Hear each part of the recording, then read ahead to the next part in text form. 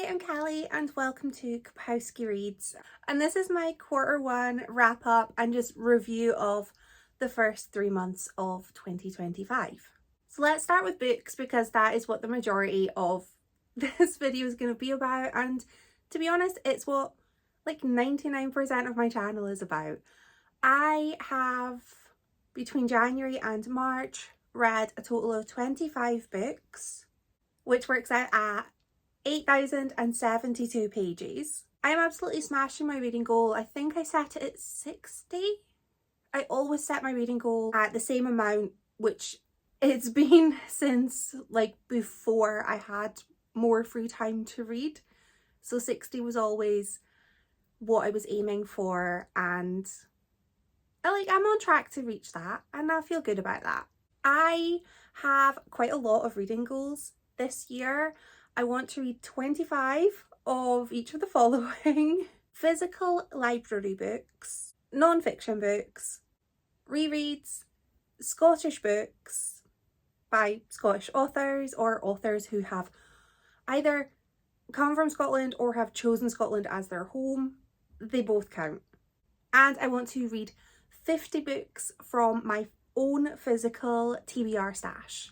So a quarter of the way through the year, I realistically should be on 6 or 7 books for each of those criteria, other than the total physical goal where I'd be aiming for 12 or 13.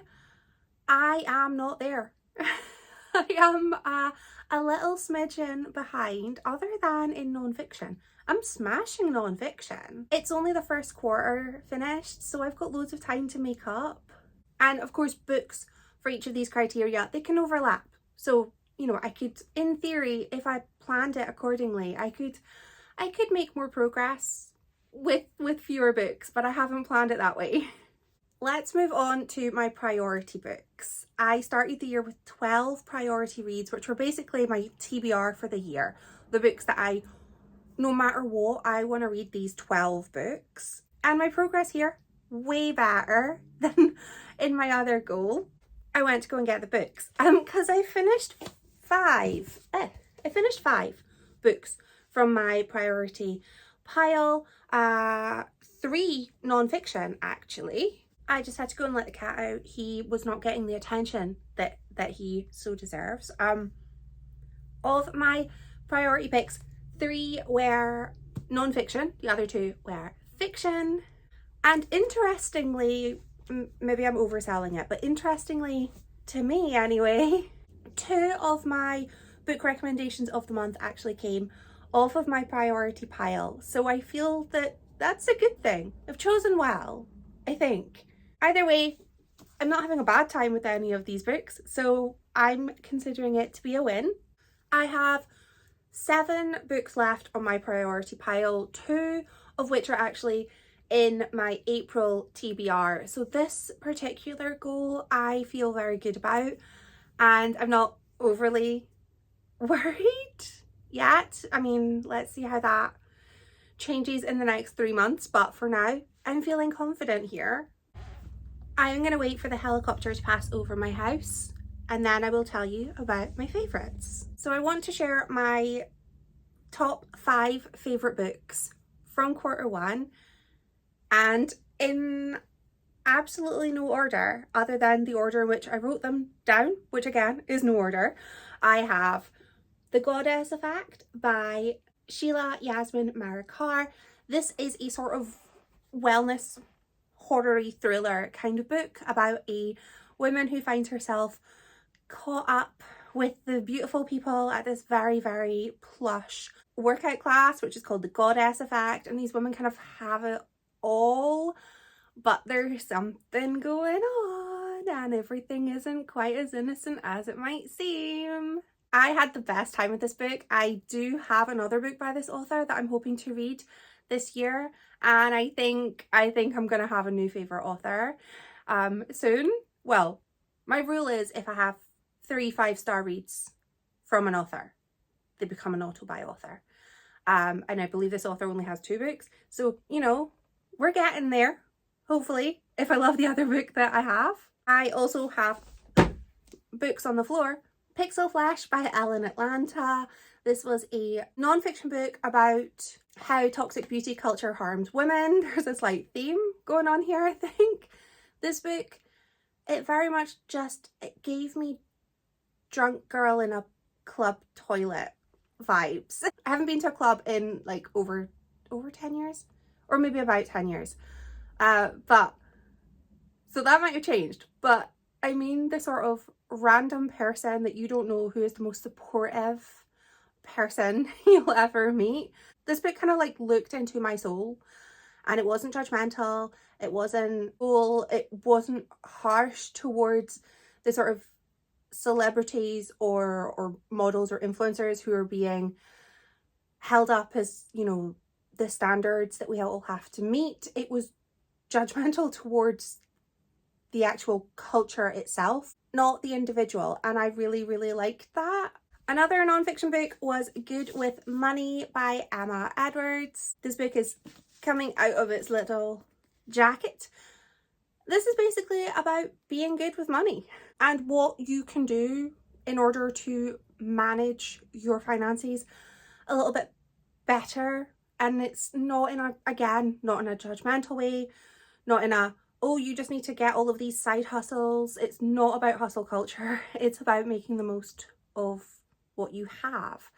And I actually follow this author on Instagram. That's how I knew she had a book. And I really like this book. And I think that I'm going to read it again. And I'm probably going to tab it the next time I read it because it was very, very useful. And I'm somebody who took me a long time to become good with money, but I think I'm okay with money. I'm such a Scottish stereotype. I'm very, like, I don't want to spend my money. I don't want to. I ummed and ahed about putting this next book on my favourite list because it's not out yet, but I have it. So it goes on. A Sharp Scratch by Heather Darwin. Again, this kind of focuses on wellness, and it probably would be considered like a kind of wellnessy thriller with moments of horror in it. It wasn't super scary, but it was more thrilling. We follow Betsy, who is not well, and I suppose her illness, shall we say, is described as insomnia, but that's not what it is. She is offered a spot at this gorgeous spa called Carn, which is up near here in Aberdeen, and the spa sort of promises to make her better, and it does, but there's a cost for everything. And she suddenly finds that it's, again, not as innocent and lovely as she once thought. It's creepy and weird, and things are going on. And I loved it. The chapters are very, very short, and the pacing was so super quick. And I just didn't know what was going to happen next. This is my second 5-star read by this author. I'm not ready to stop talking about how much I love the things we do to our friends, because I love that too. And now I love this one as well. And my final book recommendation kind of has to be my reread of the Hilary Duff book series. This series is not the best. When, like, if you're sort of reviewing a book, you would maybe look at, you know, the writing, the plot, the characters. And if I were to do that with this series, then it would not be a sort of success, because this series is all about vibes. It's full of plot holes. The characters are, well, they are what they are. It is a wild ride of a book series, and it's just a fun time. And sometimes you just want to have a fun time with, you know, some fun books by a beloved pop star / actor from your childhood. I know she's still acting now, but when I think of Hilary Duff, I think of the Lizzie McGuire movie, her various Disney films. They were all wonderful. Great times were had. But also, I did watch How I Met Your Father, and that was recent, and I loved it, and I'm really sad that they cancelled it. But yes, this series, fun, ridiculous, silly, underground CrossFit cult, creepy ghosts, a man who is a million red flags woven into just one human man shape, and yeah, photography. That's pretty much it. Just don't ask any questions about her dad, because you're not going to get answers. I actually included all of these books apart from Good with Money in various vlogs, so I will pop links in the description to their respected vlogs, including I have 2 vlogs for this book series now because I'm unashamed. I also want to share my non-bookish favourite things and like my successes of the month. This is a bit rambly, but here we are. Favourite non-bookish things, I have actually recently gotten into cardio, which if you know me, you'll be like, what? Why? You hate that? And I do. But in like February, I found a YouTube channel called MK Fit. And first of all, I love her. She seems wonderful. She does exercise classes that are like high intensity interval training and Pilates. And again, if you know me, you'll be like, you hate HIIT. You don't want to do that. And I don't. But her classes are really fun. They are kind of Tabata style, but they're all done to excellent music. First of all, wonderful music. I've worked out to Fall Out Boy and Panic at the Disco and Hilary Duff, again Hilary Duff, boy bands. I have worked out to the Jonas Brothers. I didn't even really know anything about the Jonas Brothers, and now I know. Wonderful. I'm delighted to work out to them. But there's no burpees, there's no planks. It's like exercise but fun, and it's more of just dance. And I can't dance, but I make up for that in heart and enthusiasm. So I've been loving that recently.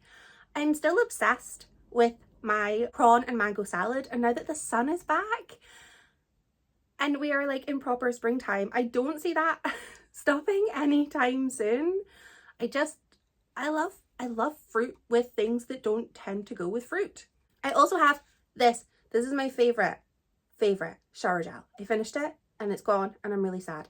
It's lavender and geranium, yeah, and I just got it in Boots and it smells like a dream and it's the best and I love it. And this is now my favorite ever shower gel. It has surpassed the L'Occitane Almond. Whoever thought that day would come? Not me.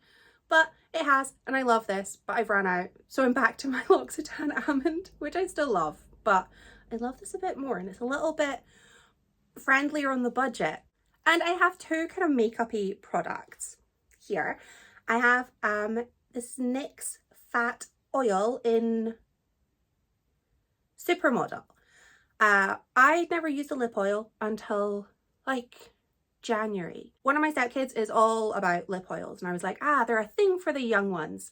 But then I got one and was like, oh no, they're fantastic. I like them. So it's kind of like a lip gloss, but it's less sticky. I love a gloss, but I don't like stickiness. And I'm kind of obsessed with this. This is a Pixie tinted lip balm in the shade Passion. I've almost finished it. Like, this is how much I've got left. This will be, you'll see this again in my April empties probably, because it's almost done. I've been using this pretty regularly since January because I got this at Christmas time and it's amazing. And my successes for Q1, I have 2 successes. So number 1 is I finished my course. I passed my course, I passed my exams. So I am now technically qualified to do the job I've had for 5 years. Like, I'm good at my job, and I was good at my job before, but now on paper I have an advanced certification in my job, which is nice. It comes with absolutely no extra money, or I don't even have a paper certificate. I have an electronic certificate, but it's a thing. And I now, because I've been doing workouts, I have now increased the level of dumbbell that I use for my workouts. I was on a 3 kilo because my arms are noodles. They are accessories. There's no strength there. I now have 5 kilo dumbbells, and I mean, I feel hench. All of my strength is in my legs. Like, my upper body has no strength at all. But I'm now like, ooh, 5 kilos. It's hard, but I can do it. And that makes me feel accomplished. And to round off this video, which now just seems to be me talking about how swole I am with my 5 kilo dumbbells, I want to share my goals for Q2 and my sort of focuses. I've been feeling a little bit kind of burned out, which I think is evidenced by the fact that my reading has really slowed down of late. I only finished 5 books in March, which is fantastic. That's an amazing number of books. It's just that if I compare myself to myself, that's a lower than normal number of books that I would tend to be reading. So I'm going to focus on a little bit more self-care, relaxation kind of things, get myself feeling, what's the opposite of burned out? What is the opposite of burned out? Dried in? No.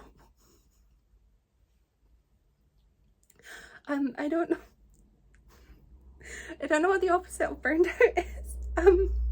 But I'm gonna aim for that. And I want to focus on my reading goals. I want to get myself in a place where when I do my Q2 wrap up, I'm not feeling behind in my self-imposed reading goals for the sort of 25/50 books that I want to read over the year. That's my goal. I'd love to know how your first quarter of the year has gone and any favourite books that you have had or any successes that you just want to share. Let me know in the comments. And thank you so much for watching. Bye!